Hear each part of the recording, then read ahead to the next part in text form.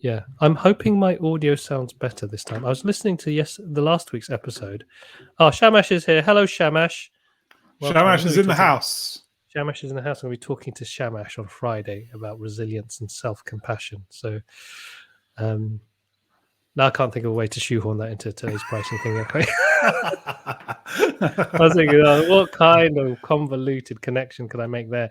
None. Oh no, hold on. What's the theme? What's the theme resilience for and self-compassion? Right. Well, that is the ideal foundation in which to price confidently, isn't it? Because if you're being kind, if you're feeling resilient, you are connected positively to those around you. That is the kind of positive foundation that is conducive to good relationships, which is conducive to earning well for your work. Amazing save there, Ben. Genius connection. Boom! Mic drop. That's it. We're out of the house. So now you've got compassion, happiness, pricing, all in one go. We are shamashing the connections. Oh. I want to say hello. Good morning to Nick and good morning, Dizzy. Thank you for joining us. Please say hello in the chat. Actually, this is something I stole from Anya, who is a member of our community. She's actually going to be hosting a little members happy hour, as we call it, next Monday, actually. And it's going to be about self-compassion.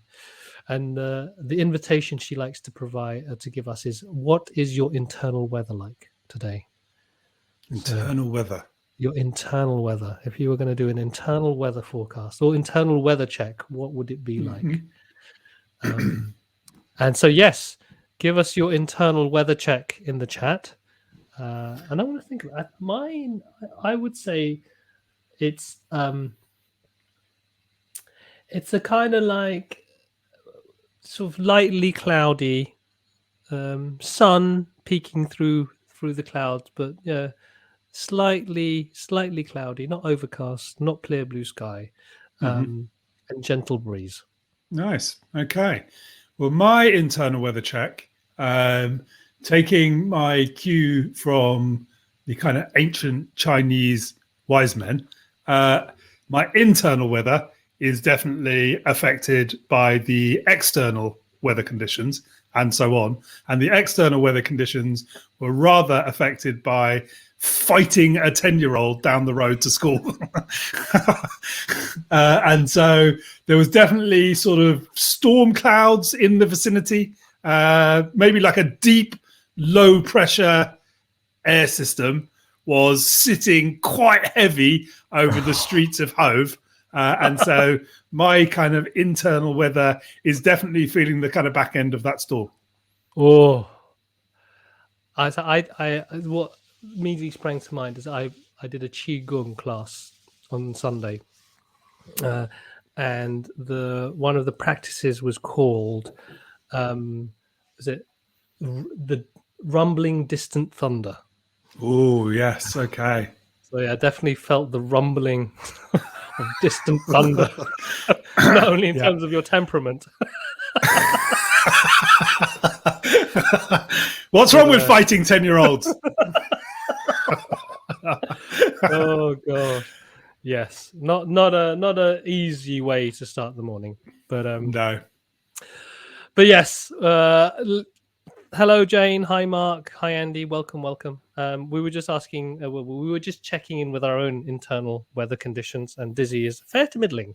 If anyone else would like to share what their internal weather is, Shamash is just going to come up with the puns all the way through this. I'm with you on that, Shamash.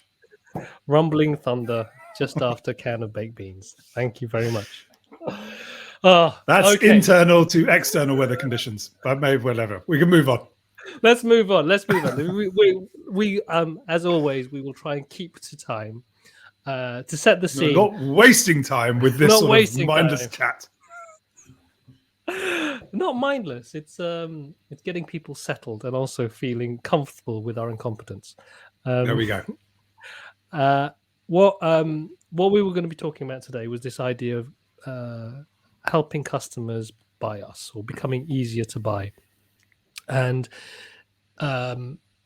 is one of these, I think, cognitive speed bumps in terms of when I would think about making a choice is like, just give them one option, give them one price, and that will make a customer, make it easy for them because it's they don't have to think, they just buy. And what I learned from you, Ben, was actually that doesn't necessarily make things easier. And so we're going to just talk about the value of providing options, and then how to even think about options if you're trying to think, oh, what does that mean, and how do if I only sell one thing, and we can go into that, how do I provide options about that thing? So, Ben, how would you like to start this? How would I like to start? Where would be a good place to start? Maybe a good place to start is maybe just a little bit of a sort of conversation around this thing around the choices potentially, or the kind of value of choice. Because you sort of make reference to learning it from me, but I definitely can't make any claim to own that particular knowledge. All I've done is borrow it from sort of like things behind me, which is sort of books rather than people. And yeah, so I think, from what we kind of know, the kind of human brain is not kind of good at sort of absolutes. It kind of understands in comparison. And so the thing that it's kind of it doesn't really know if something is good value. It doesn't really know if something, it being the brain, that is, it doesn't really know if it's good value, doesn't really know if it is going to, particularly do the thing that I want it to do. So it's always looking for comparisons to say, okay, well, I understand this in relationship to that. And so what tends to happen is when your customers or clients or whatever are going to buy something, from you, hopefully, there's always doubt, there's always uncertainty. One of the things that we speak about on this quite a lot, that kind of ambiguity, that uncertainty is present whenever anyone is buying anything. And so our job is to kind of remove as much of that uncertainty, that ambiguity as possible, which is why actually one of the things we were talking about a few weeks ago was the different sort of tactical ways of kind of pricing. And we spoke a little bit about pricing by the hour. And one of the attractions of that was that it removes kind of ambiguity. You can go back to those old episodes to catch up on why that maybe only takes you so far. But now I completely lost my thread. This thing around sort of not knowing absolutes and kind of wanting comparisons. So when we're providing something to someone, the kind of brain is looking to better understand what it is, and it can only really do that by comparing. So what happens when we are providing a product or a service or whatever it might be, the person who is looking to make that choice will go looking for comparisons. And they may compare you to somebody who provides something similar. They may compare what you provide to a product which they believe provides something similar. They may compare they may go any which way, but they will always go somewhere to make a comparison. A comparison on kind of quality, to make a comparison on outcome, to make a comparison on what the promise is and what might change, and absolutely to make a comparison on price. And so we kind of have a choice within that. Either we work to try and offer the customer clients choices so we can help manage that process a little bit, or we are just sort of at the whim of their search, at the whim of the choices that they make. So the brain in your kind of client customer will always do that. It will go compare, which is obviously the name of a website, but we're not talking about websites. The brain will always go compare. And so our sort of responsibility is to help kind of manage that for the client and to offer them choices so that they don't feel the need to scurry off down the lane and go compare you to somebody who's claiming to be able to offer the same kind of quality and benefit that you are. So what I was thinking in terms of some of the processes behind that, and what I thought was like our human need to protect ourselves from harm, and part of that need being human beings, and our brains are such amazing and crazy things, that it's to protect ourselves maybe from psychological harm of making the wrong choice. We're very scared of looking stupid or looking apart from other people. And so we will want to make sure that whatever choices we make are the right choices. And so how do we gauge that? What is it that we try and do to make, how do we weigh up the pros and cons of something? And because of that, we will find something to justify our decisions. And a classic thing is like, oh, I'll buy this because it's cheaper than that. And so I'm making a good decision because I'm saving money. And that's the most simple, easy way of kind of like saying I've made a good choice. But maybe that's not the best choice for the customer. And what they're doing in terms of comparing is they're just using comparisons that don't serve them.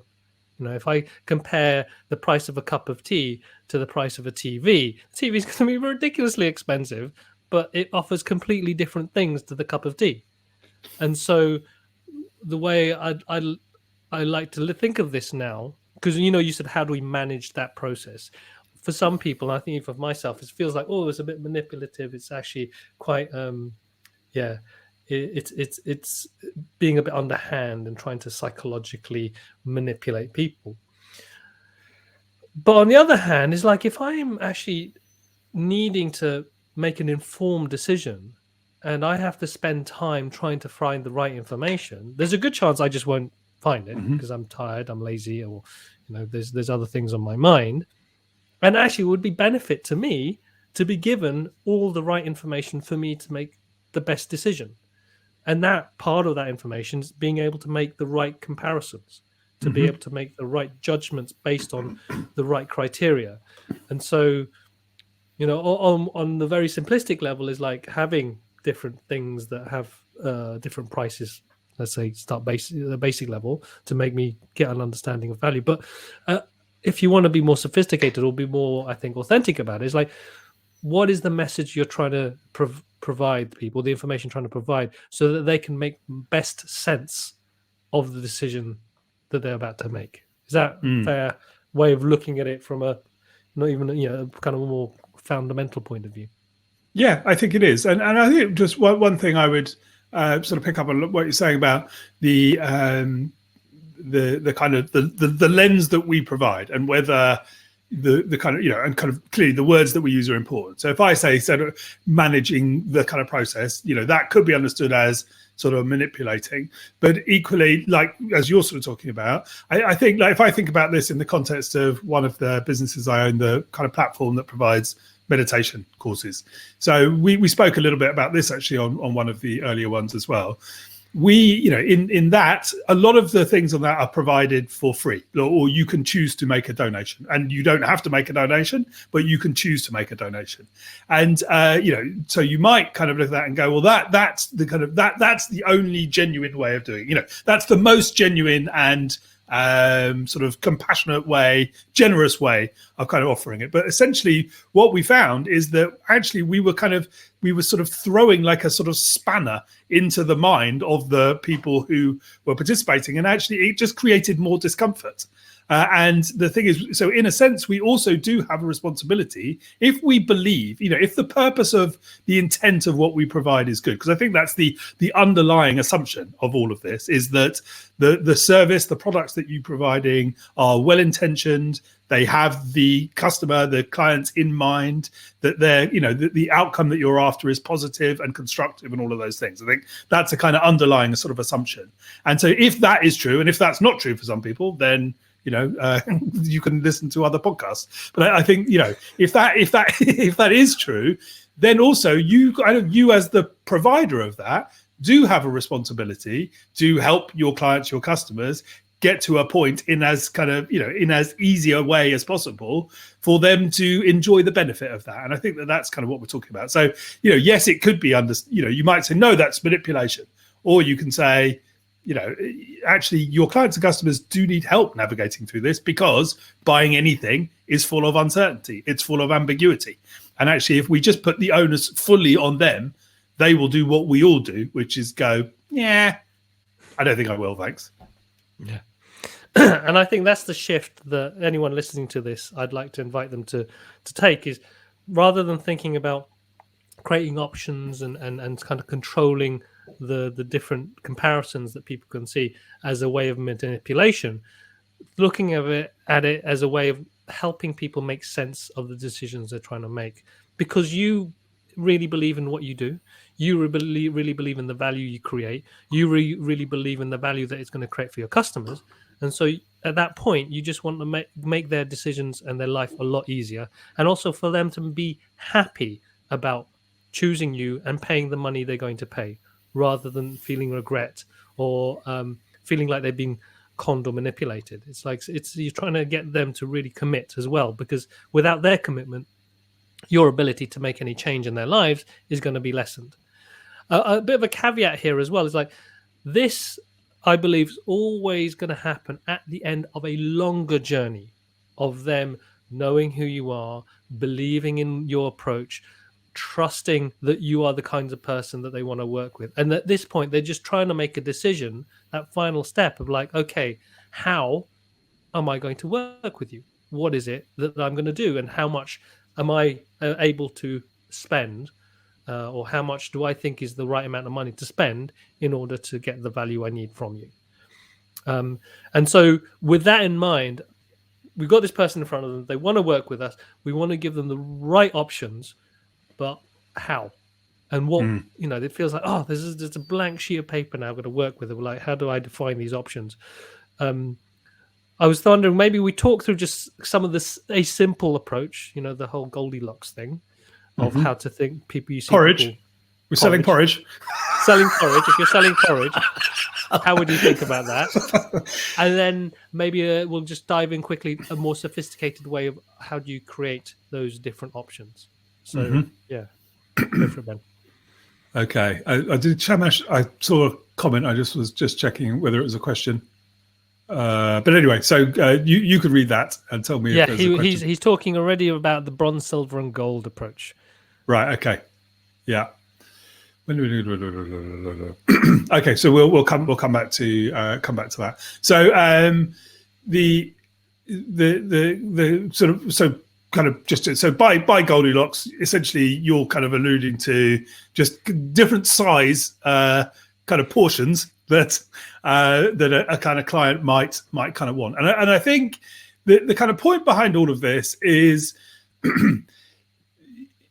there's very little sort of uniformity really in what a client actually wants, because the thing which sort of sits behind all of this, the thing which happens before Goldilocks, I don't know, maybe this is all going to fall apart on the Goldilocks thing, before Goldilocks kind of wanders into the house, is basically everybody no, Goldilocks was already in the house, wasn't she? Okay, I'm going to forget Goldilocks. But everybody's kind of motivations are different.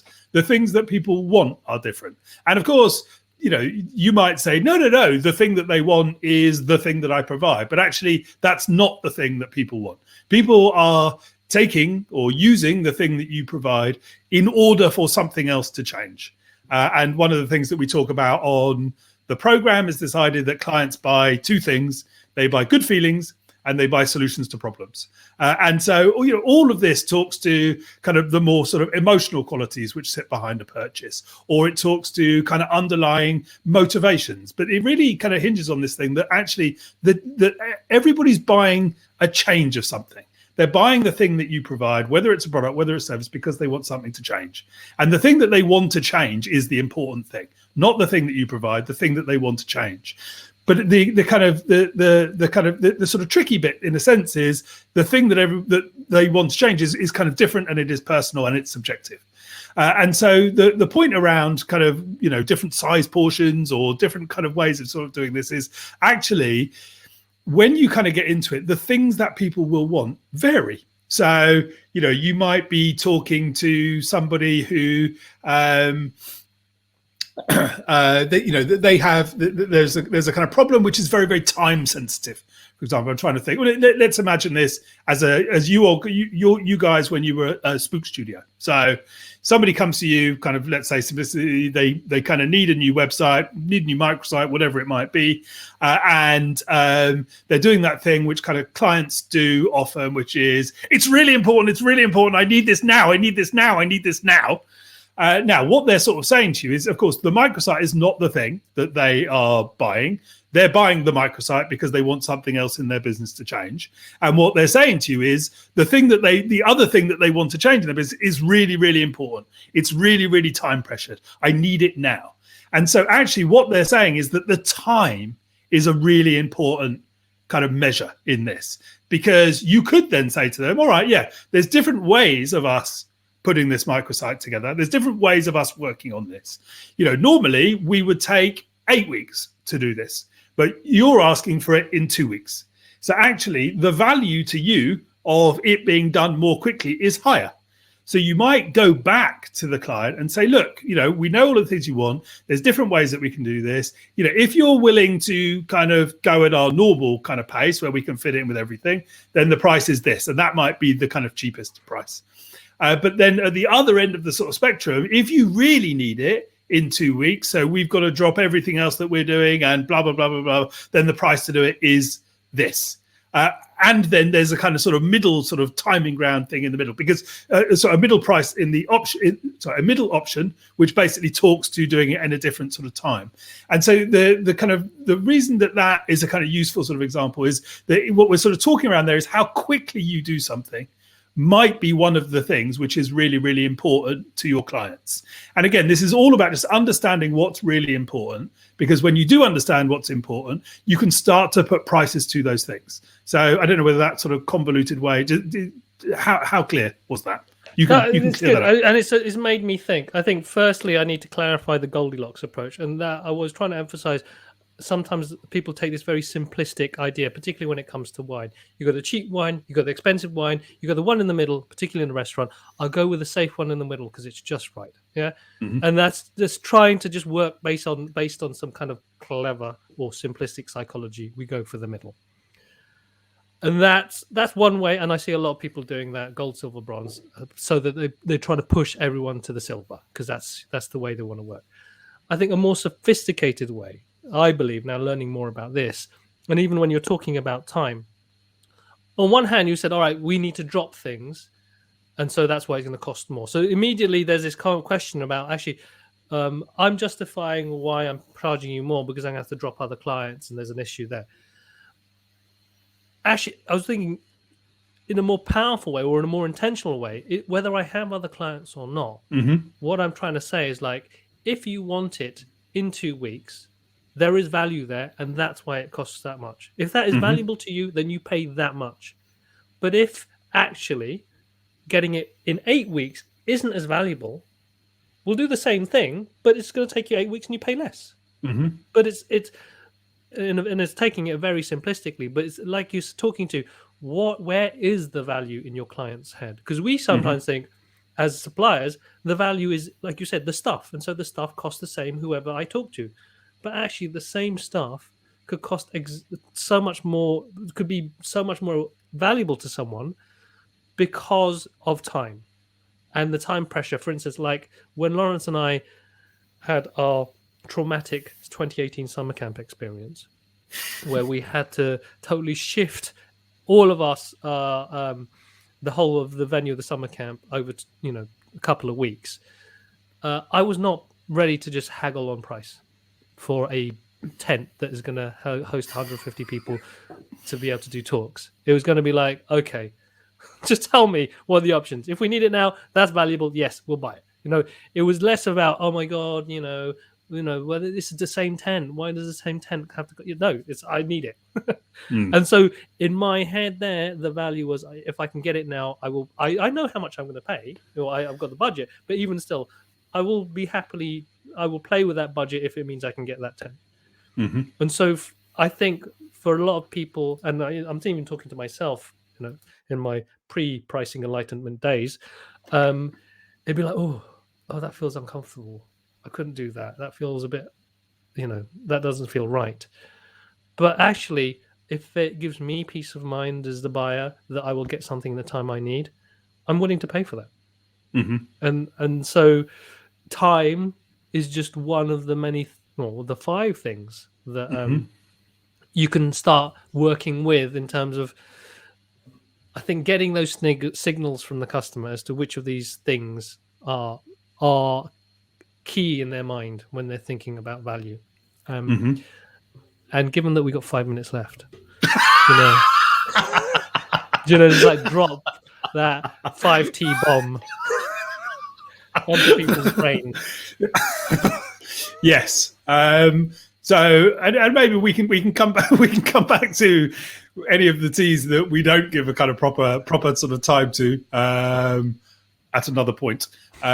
Because I think, firstly, just a quick sort of acknowledgement. I think that what you were saying there about the kind of value thing and sort of being confident that is the right thing. What you said there, that would be the thing to it, because like you say, what I kind of inadvertently did is I sort of was talking myself down. I was sort of justifying to myself why the higher thing is right. And of course, the practice with all of this is not negotiating with ourselves, but actually sort of stepping confidently into what your clients and customers want. Anyway, I've now used another minute without getting to the other T's. So we talk about time, and that equally is the other word around that is kind of turnaround. How quickly you're going to do something is often a really, really important thing. Now, I guess one of the caveats with this is that some of these things are relevant to you guys listening, some of these things are not.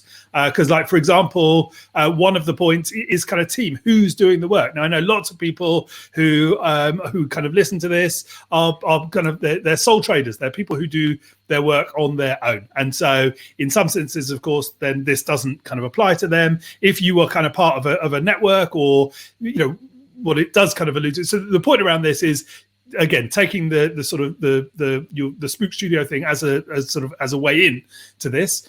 Again, so time, how quickly I might want something done could be one of the key considerations that people have. But equally, one of the key considerations is that actually you and Lawrence worked on this. And so again, the who is doing it, because that talks to a kind of reassurance they have or ideas they have about what's important. The thing that is valuable for them is that those people work on it. And again, that's talking to a kind of a value point. Well, if these people work on it, then the price is this. But there are other ways of getting to the solution you want. Therefore, the price could be that. So if time is one thing, team is another thing. Who is kind of working on things? And maybe there is actually a kind of live cast theme here for something we can pick up after Christmas, which is how you might play with this if you were a sole trader. Because I think there are things you can do. People start to add extra kind of products in, different ways of consuming the things that you do. And I think that there could be a way of helping sole traders play with this point. But now I've used another minute talking about future episodes without even answering this episode. So we had team, we had time. Another thing is terms, and this is something that people can kind of play with. Oftentimes we might be having a conversation with somebody, and again, another sort of slight distraction. One of the things that I'll include in the little summing up email that we can send around to this is the little video that we put together when we talked about similar things before, which is about pricing for coaching. Because a lot of these things are covered in that, and so we'll include that in the separate newsletter. But this thing around the terms, what people pay, and how people pay rather, is another thing on which it's kind of good to negotiate on, because you might say, look, the value of my expertise, the value of my coaching, the value of my service, the value of my product, for you, I believe is 10, 20, whatever, thousands of pounds, whatever the number is. So it is that, but the client is saying, but I can't pay that now. So it's like, okay, well, I could do that, but could you pay me 3, whatever the number is, over X number of months in order to get it? How, that you can always divide the payments up. You can play with the pricing terms to make it an easier way for a client or customer to get the value of what you do. So time, turnaround, team, terms was another. So the kind of fourth of these is around kind of tailoring, essentially. And again, this is a kind of this is sort of like the kind of love child of terms a little bit, if you like. So you might say to your clients and customers, typically the value of what I do is this, and if I do it in these kind of ways, then that would be the price. And maybe you've spoken to them about different ways of kind of breaking those pricing up on the kind of terms of it. But but then you kind of the conversation with the client customer is kind of wanting to explore that further. How can you tailor?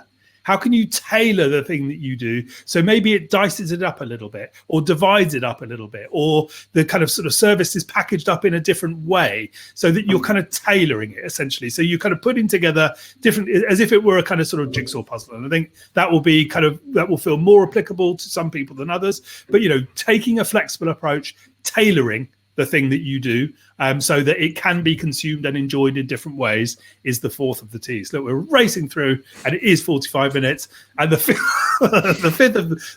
fifth T is, this feels like I am sort of commentating on a horse race.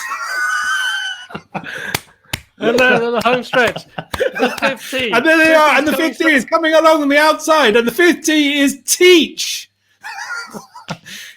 So again, this is a kind of variation on the kind of the tailoring idea. You have expertise, you have knowledge, you have insight, you have all of this kind of good knowledge which helps your clients and your customers enjoy some kind of change.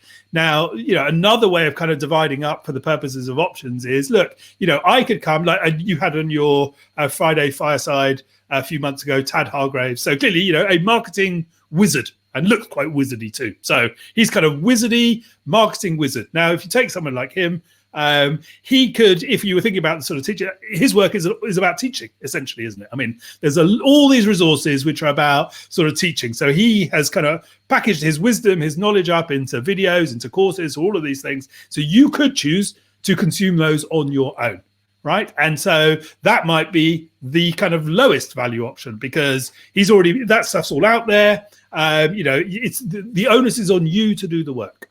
Or there might be a kind of middle ground where essentially he's kind of, maybe through kind of coaching, maybe through some sort of kind of one-to-one thing where he is kind of a sort of active agent in the sharing of the knowledge. So there's you, there's him working together in a merry dance. Or the alternative, which, could be the highest thing, is he says, no, I will do your marketing for you.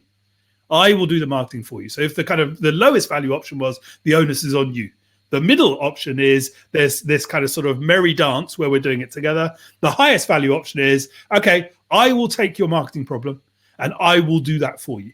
And so again, that's the kind of sort of the teaching element, which is kind of another way of kind of breaking up the prices. And then all the horses crossed the finish line and that was the end of the race. Yeah. Shamash is like ripping up his stubs going, didn't tackle my question.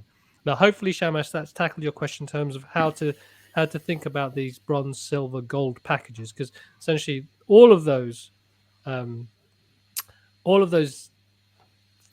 T's for me are invitations for us as purposeful entrepreneurs to discover what's important in our customers' lives, other than the things that we're doing. And I think the more, and it works, I think, best when you are providing, you can have conversations one-to-one and you can do this on an individual basis. I think you can really max out the possibility of creating the right value proposition and using the right elements to understand where the value is for your customer. But also, I think when you're talking about courses and programs and things like that, it's interesting where people are most comfortable. And then when you're talking about teaching, you can look at it, do it yourself, cost this much, do it in a group, cost this much, do it, I teach you directly, cost this much, and there's this ladder. But also there's an invitation as well. Maybe doing it on your own for someone is more valuable than doing it in a group. Mm-hmm. Or actually, the learning is exactly the same, but there's a preference, a proclivity to work on your own. Mm-hmm. And so there's an invitation here not to get too hung up or like bronze, silver, gold, but also to play with the idea. Actually, maybe the group one is the same price as the solo one, but as a supplier, some of you just love to work on your own, so you do this. Some of you like to work, and you can do it anytime you want. So it costs the same amount. But some of you just like to work in a group, and it's over a very fixed period of time. So it's then basing it on, I'm that person, so that's why I buy that, and that makes it makes sense to me as to why I choose you and I choose that way of working with you. So yeah, anyway, that's what I've learnt today in terms of a way of thinking about it and not getting caught up always with necessarily different amounts, but also just really different ways to make sense of the choice. Mm-hmm. Cool. Any post-race analysis, Ben? Well, there's a steward's inquiry, so we'll have to come back to that. No, I think my only post-race analysis was that, I think I'm going to definitely watch this back again. And anybody listening, they don't have to do the same. I'm going to watch it back again because I think we kind of drops in the race like a multitude of seeds, which all in and of themselves could be entire episodes. Which, if we're not careful, will just be trampled into the ground by the next race, which is due out of the gates in minutes. You are flogging a dead horse. Hey! Yes, on that next horse race, the gates will be opening again next Wednesday at 9:15. It's going to be the last episode of this year. We're actually going to take a bit of a tangent direction here, and we're going to talk about kids and money. And it's a bit about money stories. We're coming up to Christmas. This whole thing. Oh, I want a present, and then what does a good present mean? And how does that connect to our stories about money, the stories that we might be passing on to our kids about money, maybe what we were like as kids and working with money. So this is going to be a bit more playful one, but I think also a more fundamental one. And maybe it sounds like in January we're going to have like basically 5 weeks of the 5 T's, culminating with the 6th week of just how do we work with them, and maybe we can workshop that. We can invite people on and we say, all right, let's work with the T's and see how they can work for your particular business and your particular type of customer.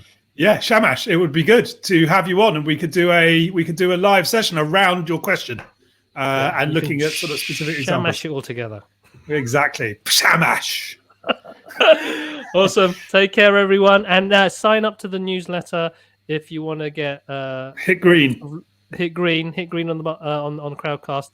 And yeah, we're going to send out an email with the video that Ben mentioned earlier in the episode. And also, it's just an easy way to get notifications of when these are coming out and links to the recordings, whether it's the podcasts or the videos.